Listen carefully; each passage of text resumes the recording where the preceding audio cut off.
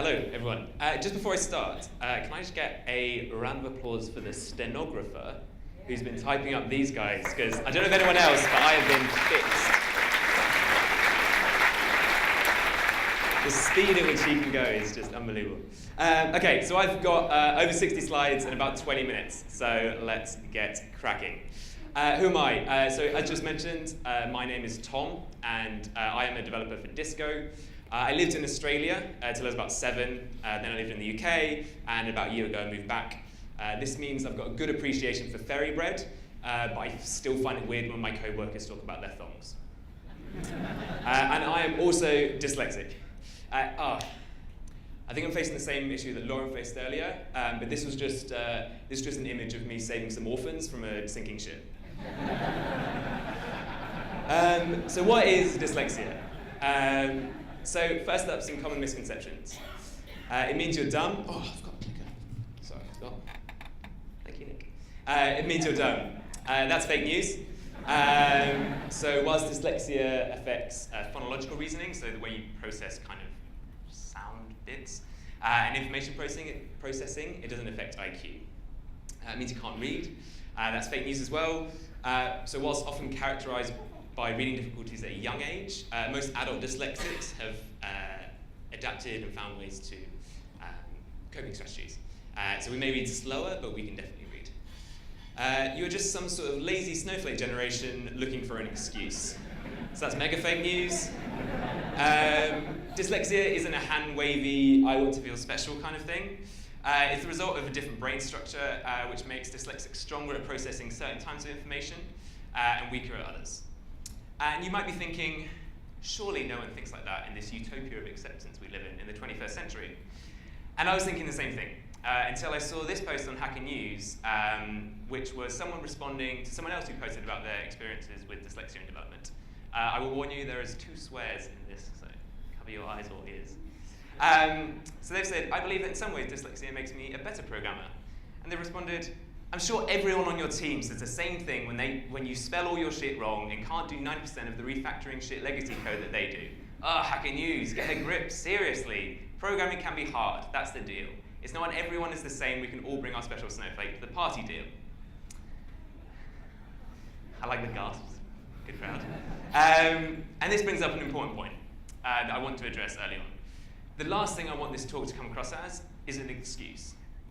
I want to raise awareness around dyslexia and how it can affect dyslexic adults, especially with regards to development.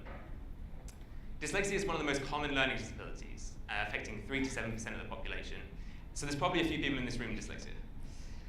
And it's very likely you'll work alongside someone with dyslexia over the course of your career. The more you understand it, the better you can utilize their strengths rather than focus on their weaknesses. I really like this quote, which is largely apocryphally attributed to Einstein. Everyone is a genius, but if you judge a fish by its ability to climb a tree, it'll live its whole life believing it's stupid.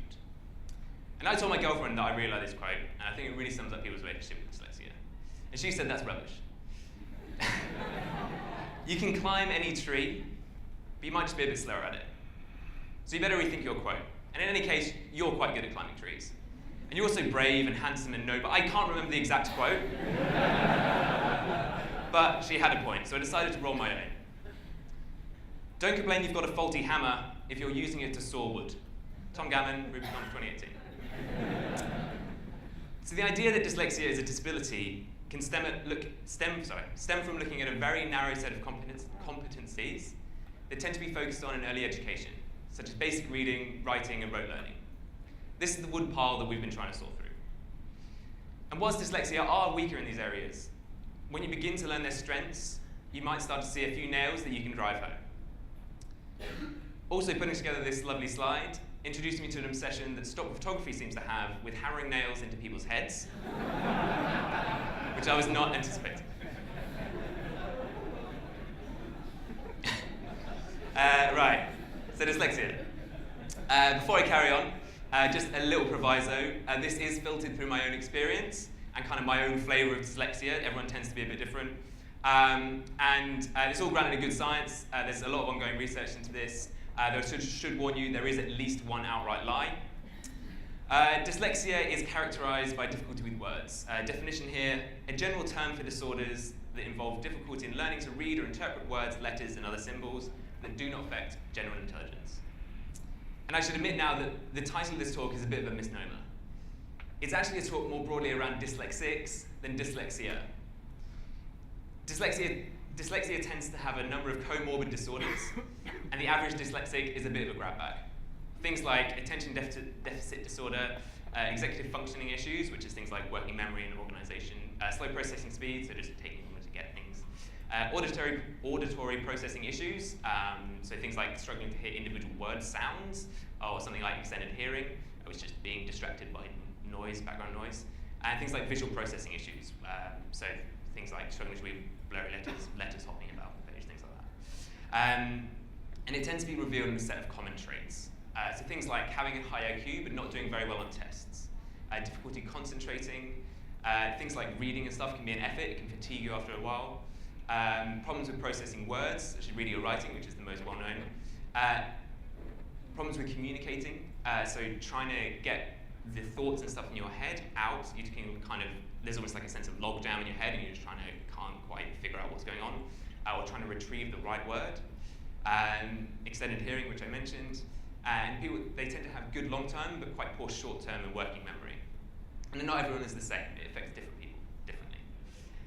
It's also a neurobiological condition, so the brain is literally structured differently, and we process information in a different way.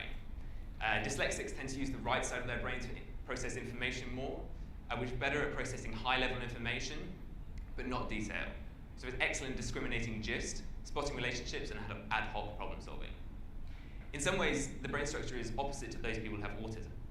People with autism tend to lose the wood for the trees, whereas dyslexics tend to lose the trees for the woods. They're 47% more waterproof.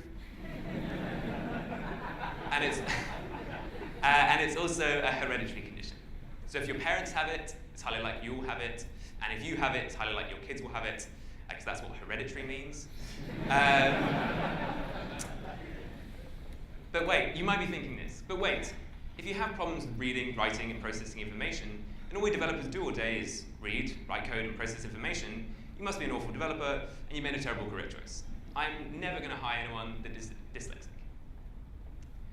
And what I'm going to argue in this talk is that with a lot of the modern tools that we have as developers, most of the weaknesses can be mitigated, allowing dyslexics to showcase their strengths. And I'm not the only one who thinks so. There was a study back in 2004, one of the conclusions of which was, it appears that programming may be an arena where people with dyslexia can exploit their strengths and circumvent their weaknesses. Also, it should be mentioned, that is illegal. You can't discriminate against someone on the grounds of having a specific learning difficulty. Okay, so overcoming the weaknesses. So the next set of slides are going to be kind of a specific weakness, and then ways that, these are more ways that I personally learned to overcome them. And we'll go from there. First up though, I couldn't find a good category of this, so I've just rolled it in its own. A good IDE. So I use RubyMine, and I can see Vim people flinching in the room because it doesn't start up in 36 femtoseconds or whatever. But I find it really, really useful for a few reasons. One, great for getting context. So you've got your file tree, you've got your directories, you can click through and see definitions of methods and variables. It gives me the context I need to understand. It's also great at things like syntax highlighting and making it much easier to decode what's going on the screen. As well as having everything in one place just means less context switching, which means less open doors to distraction. It also has really good font support. So this is a font called Open Dyslexic, which was developed to basically try and overcome some of the problems that dyslexics can have scanning lines. So you can see it's kind of a bit of a funny, heavy, bottom-weighted font.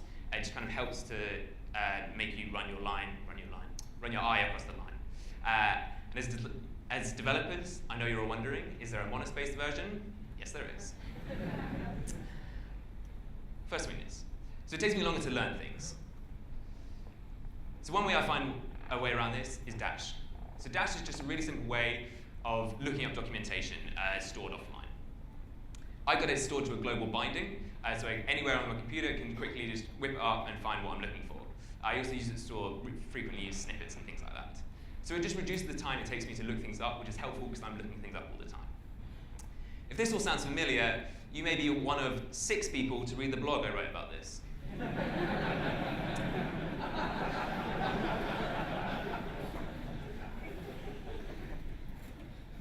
Poor working memory. So this is one that affects me quite a lot. So I find something really useful is Overcommit. For those who don't know, Overcommit is just a way of configuring Git hooks. So it's a way of basically assigning actions or things to run when you run certain Git commands, such as git commit or git push.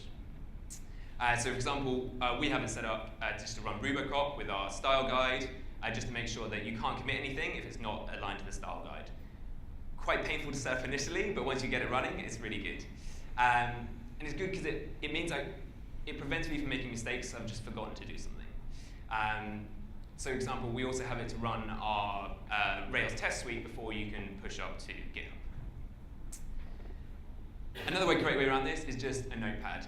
So whether that's digital, so I use OneNote, which is fine because it's really good for like non-linear note-taking. You can just click anywhere, start writing. Or it's quite like Quiver, it's got good code support. Something as good as a good old post-it note. Or one thing I'm often not without, even today, is my Spirax 96-page 5mm ruled pocket notepad. To-do list, for me, the emphasis is on the speed at which I can dump from my working memory. So if someone's mentioned something and I think I need to do that, I need to get it out of my head as quickly as possible, otherwise I will not remember that. So I really love Todoist. Bound to a global hotkey, again, just quickly dump it out and then I can carry on. Or if you like living in the command line, Task Warrior is pretty good. What will also get you out of a tight bind in this situation is your Spirax 96-page 5mm ruled pocket notepad. Also on this point, good project management. So I tend to struggle with verbal briefing. Again, it's that thing of, if you're giving me a lot of information, I can't store that much in my working memory, so it just tends to fall out the back. So I remember like the first thing, but the other two are gone. So things like being able to provide written documentation for tasks, so I have something I can refer back to, and giving me more context around the work, allows me to build up the thing that I need to do rather than having to remember this specific task. My next weakness, trouble expressing ourselves through speech. So this can affect, there tends to be the issue where you can clearly picture in your mind what you're trying to express, but you just cannot figure out the words or retrieve the right words to express that. And especially in a field of highly specific terminology, this can be a bit of an issue. So one of the ways I find great for this is just having a whiteboard. I know Ryan mentioned it in his talk yesterday, but they're just fantastic in just being able to explain in a way that's really clear, and just being able to point to the thing and be like, you know, the thing. People will go, oh, you mean the TCP protocol? Right, okay, cool. And as well, dyslexics tend to be very good visual thinkers. So having tools on hand to be able to sketch out your ideas is really, really useful. And you guessed it, if you're in a bind, your Spirax 96-page 5mm ruled pocket notepad will be your best friend. I also tend to be quite distracted by background noise, which was the extended hearing I mentioned earlier. So the best solution to this is silence. But as you guys probably know, if you're working in shared working spaces or working in a noisy office, this can be quite troublesome. So the next best thing is noise-cancelling headphones. So if your office stereo is playing 1980s new wave Euro thrash punk, you can just whack them on, either play some white noise or just some classical, and you're good to go. What will also help you out is your no, I'm just kidding. I may take slightly longer to get things. I think the only way around this is just time and patience. Again, there's been quite a few talks in this just around the human side of development, and I think this is one of those areas where it's really, really important. And this is also good to keep in mind during things like code review. It's not that I'm ignoring you, even though you've said this thing before. It's just I might be struggling to remember, or I just can't bring it up right now.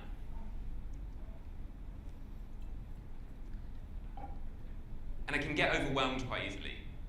Again, dyslexic, because they can sometimes have problems with organizing things and time tracking, things like that. If there's a lot going on, it can get quite overwhelming. And this is less like, oh, Mr. Darcy, but more like, panic.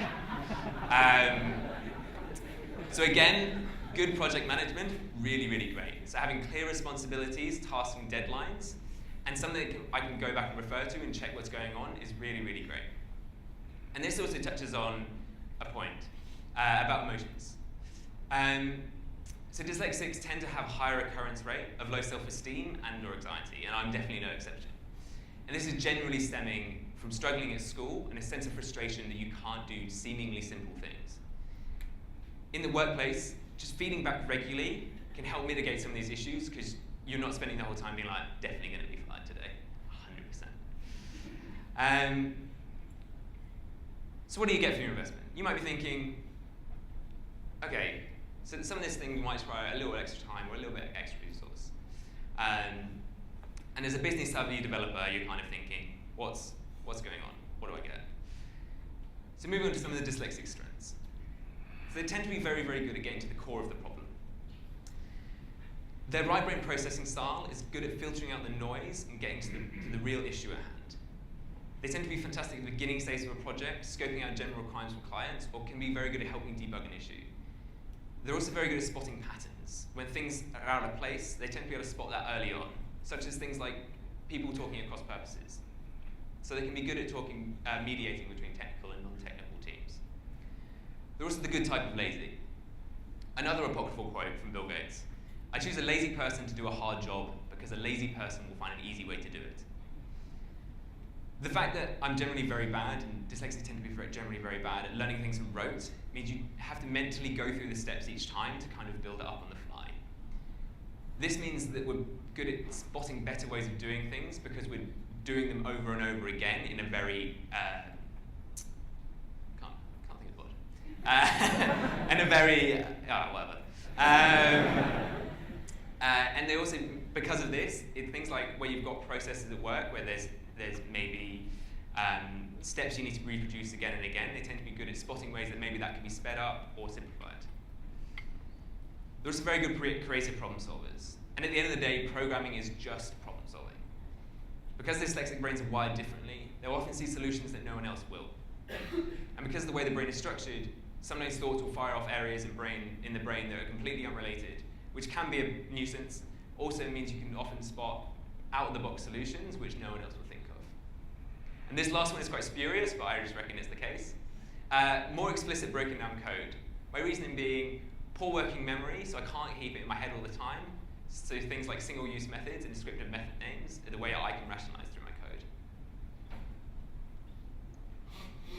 So what's the takeaway? I've done so well on time. What's the takeaway? So whilst I did think for quite a long time that Sandy Metz invented Ruby, the takeaway